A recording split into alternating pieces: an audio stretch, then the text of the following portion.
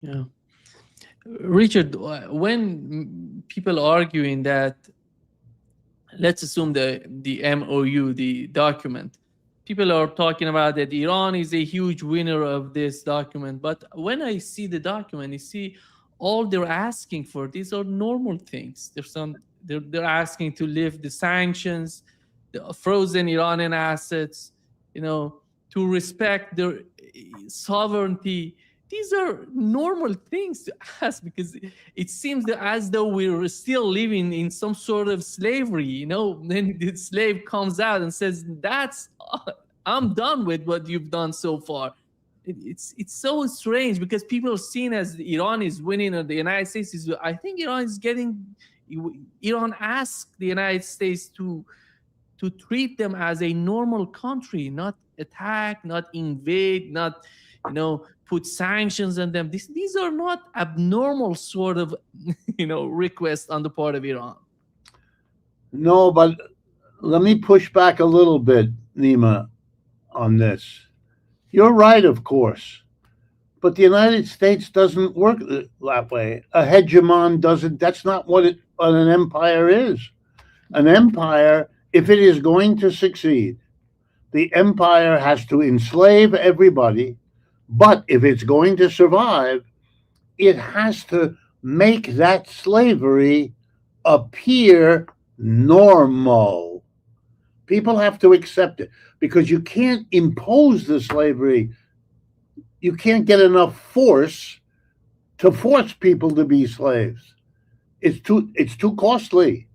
The cost of your enforcer outweighs what you get from the slaves surplus, what the slaves produce for you. So in the end, you have to work on the brains of the slaves. They have to believe that what they have, their slavery, is normal. When it comes to a clash, when it becomes unbearable, the idea begins to break through in the slave's mind. Wait a minute. And then they say what you just said. What am I asking for? I want to be able to get up in the morning, have breakfast with my husband or my wife or my children, and do work in the community and be respected and come home and have time to.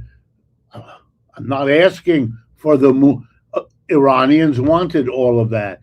They become aware. Here's the irony, and you really need Hegel's philosophy to help you here. It's always the way the empire controls provokes in the people it controls the germ of the idea. Wait a minute, this isn't necessary. This isn't normal. But therein lies the revolution. Somewhere in Iran, somewhere, and because you are part of that culture and come from that, you're much better at understanding it than I. I need you to help me. But somehow, somewhere in the history of Iran over the last, say, century, at least, this happened. The easy example would be Mossadegh in 1953. Somehow, the Iranian people got themselves together, put into office this man with a commitment to nationalize the oil. They understood, and then to watch him be destroyed by the Americans and the British, that, at least in the young people, somewhat, it got, wait a minute. How is it? The British didn't put the oil under our territory. Allah did that, or however but not them. Who are they? What? What? How did? Whoa. Look at Mr. Trump. He said with his finger waving, "We will be watching the Strait of Hormuz. The Iranians must behave. No toll, no fees, no nothing." Mr. Trump hasn't left the imperial mentality. He still thinks he is in control. He is so unable to break out. The Iranians see we now have what we should have had all along. It's our coastline.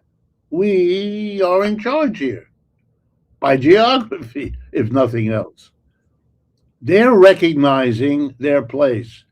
Mr. Trump is having enormous difficulty understanding, even as he signs this agreement, what it means. He would not agree with anything I've just said to you. He would not agree that the empire is declining. He has never said a word about a declining empire. The closest he gets is the indirection of MAGA, Make America Great Again, implies it's not quite as great as it was.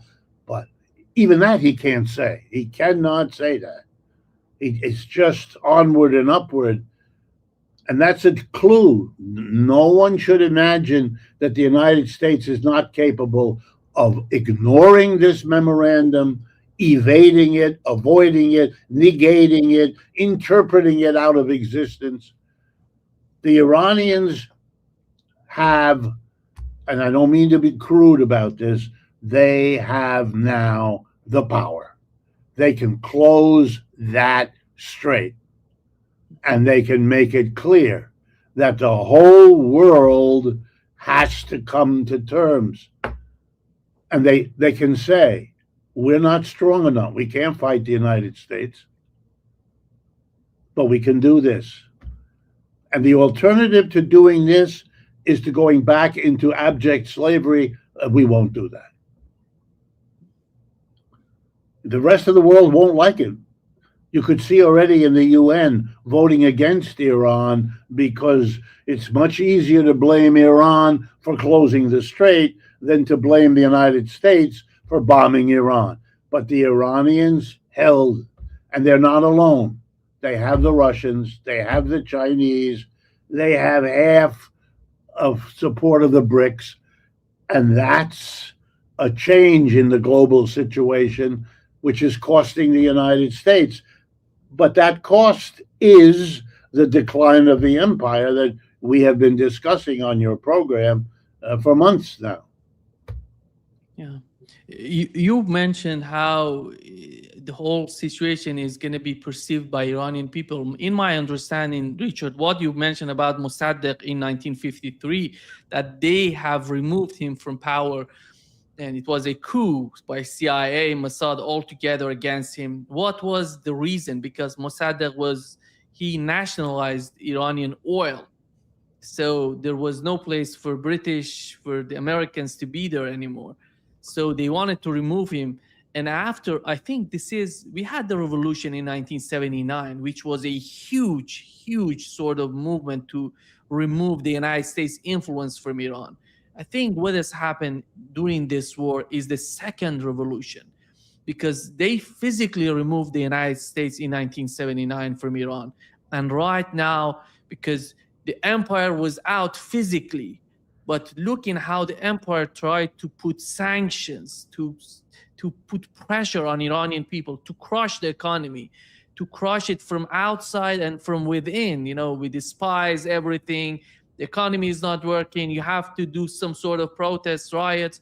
So what has happened with the case of the Strait of Hormuz is a second revolution. They found out how they can protect themselves by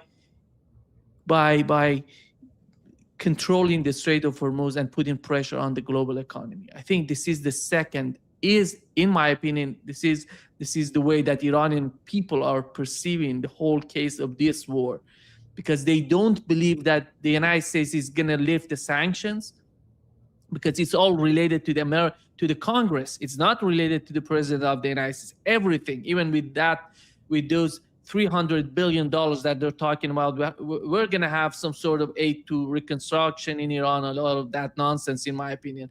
Nothing of that sort going to happen, and people know that. But what is in their hand is the Strait of Hormuz, and they can control their future. And how, because if the United States, that's why last night at midnight, the United States lifted the sanctions on oil and energy sector of Iran, petrochemical products, all of these things. So this is something new for Iranian people. Yeah. You know, it sees as you know, the slaves, you know, the home slave and the field slave. The home slave feels that is you know, Mhm. you know that concept, but they're coming out. I think that's why I'm calling it the second revolution. Yeah, no, I'm not surprised. But for me, this is the end of empire. When you have, you live under it, you make do, you accommodate. When that's no longer tolerable, you make one kind of revolution. You go as far as you can. Okay, you can throw them out. You can close their embassy. You can refuse. But then you discover that the empire has also many weapons, and the empire has many indirections. So now you have to come up with a way to fight on. But that's what Iran did. Iran figured out. Now, it took them a long time. Think about it. You're under the gun of the West before Mossadegh. Then Mossadegh is a breakthrough. Doesn't last very long. He's gone. And then you have the Shah. And that lasts you until the end of the 1970s. And then you begin to get, and now you discover 50 years later what the intolerable cost is, because the United States, even after all of the sanctions and the isolation and everything else, decides that you're fighting back. Look, part of the fighting back is supporting the Houthis, Hezbollah, and Hamas, which Iran does. And I understand that's a way to push back. And then you get attacked for that. This is the struggle. And now you found yet another way. But again, I think you're right to point to this, because do not imagine that the United States will now give up. It won't. All the forces that made it happen over the last century that we're talking about, they're not gone. They have been defeated. They lost this war. They did really badly. And many of them know it. So they're now going to have to go back, whether they admit it publicly or not. And they're going to have seminars in Washington where my colleagues are going to be sitting. And they're going to have seminars. What happened here? Why did we lose? What do we do different? How do we handle Iran, but also Iraq, or also fill in the blank, all the other countries? You're going to see all kinds of adjustments. Meanwhile, Russia and China are going to have to think through very carefully what happened here. What are the lessons to be learned? What is it you need to do in all the other places? Russia immediately has a decision now to make, right? It's being bombarded by Western Europe's drones coming out and missiles coming out of Ukraine. Okay, you're going to permit that? What are you going to do? How are you going? The West wanting to weaken Russia and China. We don't discuss it in this country because we're afraid. But I'm assuming that in Iran, this is not a fearful topic. It's an attractive topic. We have an alliance with Russia and China. They helped us in these ways that we know of, people like you and me, observers, and ways that I'm sure we do not know of, that they have kept hidden for reasons I understand. They're going to have to think about all that. How do you make use of the border between Russia and China, which you can move? What can you move? You can move Chinese drones. They're the greatest producer of drones in the world. Iran will have as many drones as it could ever want, endlessly, whether or not they produce them in Iran. And they do, I know, but even if they didn't, China can deliver them to Russia. Russia puts them on a boat. They go down the Caspian Sea, and boom, they're in Iran. What's the problem? Nobody can stop them. There's no other player on these boundaries that I just described. So Iran is in a position to be, and of course, I'm not claiming I know anything that isn't public, but if China can supply Iran, then China can supply Houthis, Hezbollah, and Hamas forever. What are you going to do about that? The West can't do anything really about that. And it has to face that. So it's trying all these sanction regimes. And one of the questions that you can be sure is going to be asked all across the West, already is. These sanctions, by and large, did not work. And what does it's a little bit like drawing the conclusion, to go back to something we talked about earlier, that if you lose the land war with your army in Vietnam, and you lose the land war with your army in Afghanistan, and if you lose it in Iraq, and you're smart enough not to use it in Iran, but now it turns out your drones and missiles can't do it either, what do you do? Well, you could focus on sanctions, but they didn't work so well. Did we do something wrong? Is there a different kind of sanction? Should we impose? Did we fail at making the sanction? Did we fail at enforcing the sanction? Where exactly did we? That's what's being. The empire is not being given up on. That may come in this country. That may yet come. But we're not there yet. Look, even in Britain, they haven't yet given up. They still imagine that they are something that other than a small, cold, wet island off the shore of Europe, which is what they were and which they are returning now to. They still think that the coronation of their king is an important global event. And, whoa, that should be a lesson to you. How long after the empire is gone can it live on in the minds of the people who accommodate it?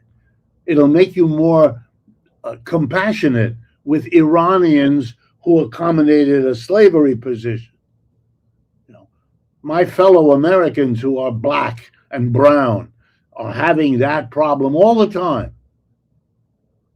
They too, like you, want to say, all I want is a normal life. And they will not be given that here, because that normal they want frightens the people who have accommodated to the abnormality in a different way. For them, what is normal is the freedom to do damage to their fellow citizens on the grounds that they have a different color of the skin. I mean, it's crazy. It is a crazy, but it is the world we live in. But again, I don't want to take anything away, Nima, from the enormity of what the Iranian people deserve. That they, and it's something you and I talked about at the very beginning, early in March, right after the and I said to you, if you remember, for me, the question is, will the Iranian people tolerate, will they hang together under these bombardments, these bombs, these whatever they were, missiles and drones, or will they capitulate? And to your credit, you told me you didn't think they would capitulate. You seemed, and very important for me to hear. I don't have direct contact with many Iranian people. I wish I did, but I don't. So it was very important for me to hear that you, at least as one person who with family there and contacts and people you talked to, was able to say to me, you thought all the more impressive given the struggle of women inside Iran and progressive people that had been so difficult not that many months before, so divisive, so, and I know from my Iranian students, particularly the women, of what the hijab police do and do not require. I know what they have suffered a little bit. and yet they came together to withstand this greater danger. Very impressive. One other outcome, Richard, since you mentioned this issue, that issue is gone. As an outcome of this war, that issue is gone. Nobody's, the movement, the women, all of this, that's not there anymore. There is no police, there is nothing there, and people are coming together, unified the war, unified all of the Iranian people. Right now, that issue is gone. I can confirm that. Do you think that the opposition to having to wear the hijab will come back? No. What is happening right now? We had this part of the society, that is more conservative. Right. They wanted to put, they want this hijab. They're part of that, their culture, because of the religious sort of mindset and all of that. But the government, this war has pushed Iran and had put tremendous pressure economically, from within, from outside. So the society is coming together as an outcome of this war. So I suggest you just put on Iran Today on YouTube. Okay. And you see all these women are coming out without having that mandatory hijab. The society has changed tremendously, Richard, because I got back, you remember, I went to Iran on December 2025. I stayed there for 2 months, and I was watching how the society has changed everything in each and every aspect, and is more open. People are talking about, the worst critics of the Iranian government, they're living in Iran. They're not outside of Iran. And they're living their lives, and I was surprised. I think those issues are gone, and the society is finding the solution within the society, not from outside. The solution is not coming from outside. It's there, is in Iran, and they're getting along with each other. And that was one of the most important outcomes of this war.